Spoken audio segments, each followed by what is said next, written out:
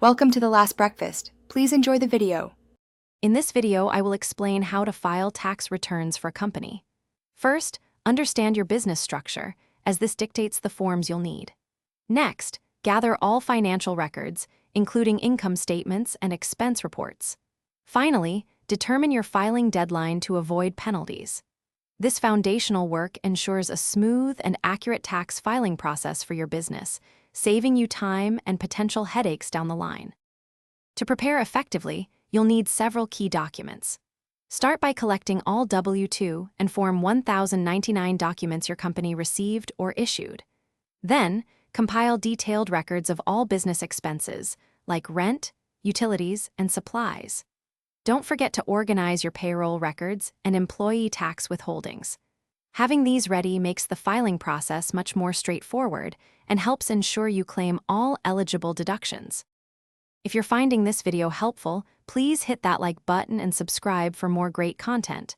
Quick recommendation: make meal prep easy with leak-proof containers. They're perfect for organizing your lunch and snacks, just like you organize your tax documents. Check the description for a link to these and other helpful deals. Now let's get back to the video. Choosing the correct tax forms is crucial for your business. Corporations generally file Form 1120, while S corporations use Form 1120S.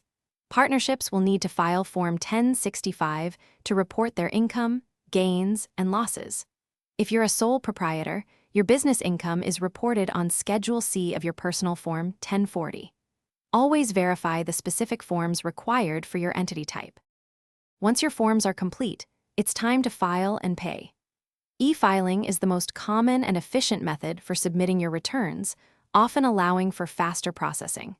Any taxes owed can be paid electronically through the IRS website or the Electronic Federal Tax Payment System.